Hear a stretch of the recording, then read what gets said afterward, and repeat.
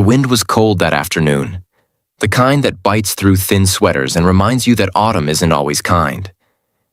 In the middle of the park, a little girl sat on a wooden bench beside her mother, clutching a threadbare blanket around her shoulders. Her cheeks were pink from the chill, and her small voice trembled as she whispered something that pierced the quiet air like a broken note. "Are we bad people, Mama?" The woman beside her looked down, eyes full of tears she tried to hide. Before she could answer, a man sitting a few benches away, holding a sandwich wrapped in brown paper, heard those words, and his world suddenly stopped moving.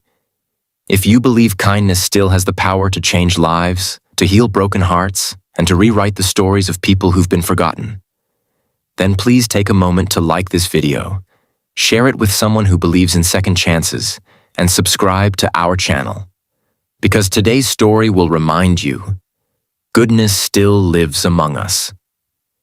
Ethan Cole had come to the park simply to eat his lunch in peace. A single father, he'd been juggling 2 jobs since his wife Claire passed away 2 years ago. His life revolved around his 7-year-old son Noah, and the little moments they managed to share between school, work, and exhaustion. But as he watched the mother and daughter on the bench a few yards away, he felt something stir deep inside him. Something that reminded him of his own struggles, those nights when Noah had asked him if everything would be okay, and Ethan hadn't known what to say. The woman, maybe in her late 20s, looked tired. Her sweater had small holes near the sleeves, her hair was tied up loosely, and her face carried the quiet pain of someone trying to stay strong for far too long.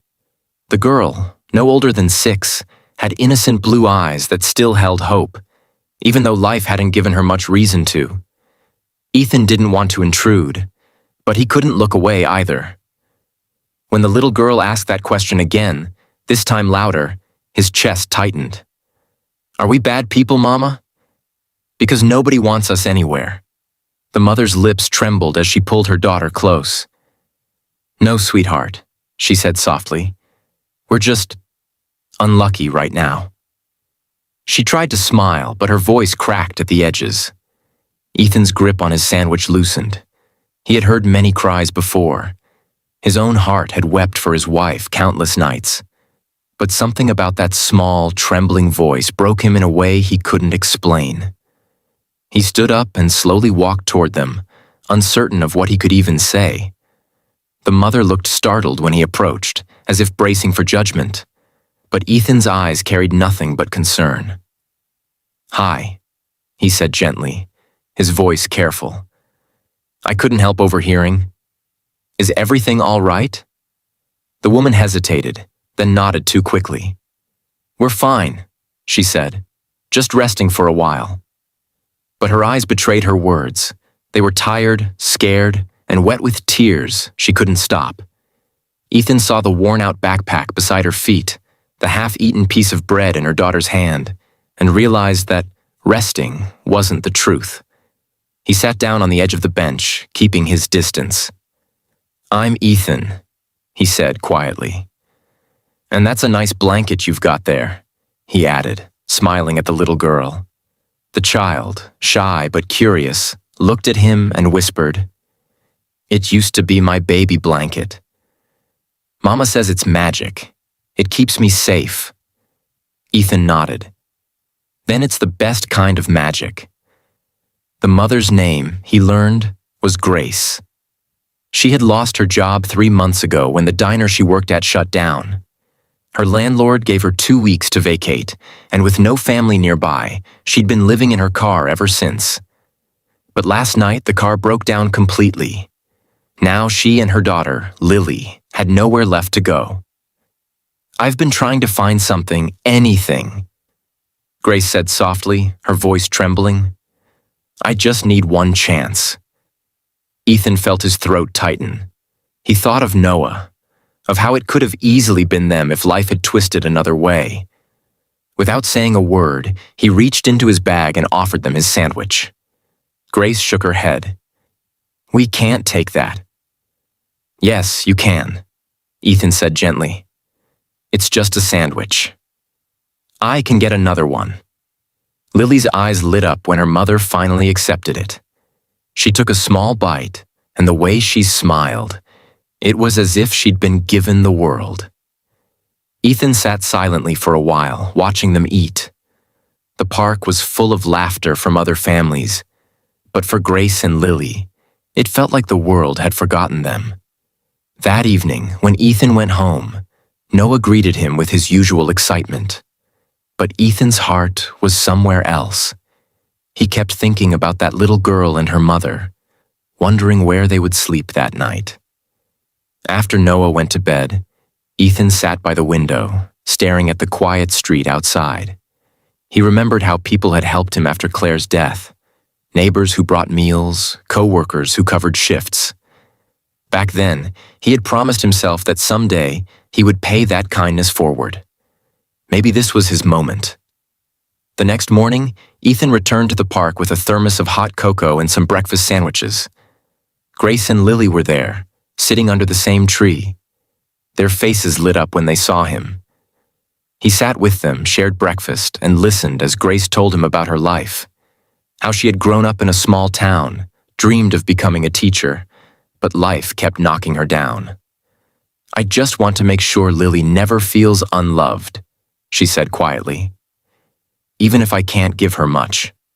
Ethan looked at her and saw the same resilience that had kept him alive after losing Claire. He couldn't let them slip through the cracks. That day, he called a friend who managed a small cafe nearby and asked if they needed help. Miraculously, there was an opening for a part-time waitress. Grace hesitated when he told her, but he smiled. "You said you just needed one chance, right?" "Take it." When she walked into that cafe the next day, she looked nervous, clutching Lily's hand tightly. But by the end of her first shift, she was smiling again for the first time in months. Ethan picked up Lily from the park and watched her draw pictures while waiting for her mom to finish. Slowly, what began as an act of kindness turned into something deeper, an unspoken connection between two broken souls trying to heal. Weeks passed, and life began to change. Grace found a small apartment with the money she earned, and Ethan helped her move in. Lily and Noah became inseparable. They played in the same park where they had first met. One evening, as the sun set and the sky turned gold, Ethan found himself sitting on that same bench again, watching Grace laugh with Lily. It was a sound so pure, so filled with life, that it brought tears to his eyes. But what truly stayed with him was the moment Lily looked up at him with her innocent eyes and said, "Mr. Ethan, Mama says you're our angel." He smiled and said, "Maybe we're all just angels for someone else, Lily." That night, Grace stood by the door as Ethan got ready to leave. "You didn't have to help us," she said softly. "But you did." "Why?" Ethan looked at her for a long moment. "Because once someone helped me when I thought I had nothing left," he said. "And because your little girl reminded me what real strength looks like." Tears filled her eyes. She stepped forward and hugged him tightly. It wasn't romantic, not yet. It was something more sacred. It was gratitude, humanity, and hope all woven together. Months later, Christmas lights glimmered across town. The cafe was busier than ever, and Grace had become one of the most beloved workers there. Ethan and Noah came by often, bringing small gifts for Lily. On Christmas Eve, as snow began to fall, Ethan invited them to spend the evening with his family. That night, laughter echoed through his home again, and for the first time in years, it felt whole. After dinner, while the children played by the tree, Grace sat beside Ethan on the couch. "You changed our lives," she said. "You didn't even know us, but you gave us a reason to believe again." Ethan shook his head. "You did that yourself," he said gently. "All I did was listen." Outside, snow covered the streets in a soft white blanket.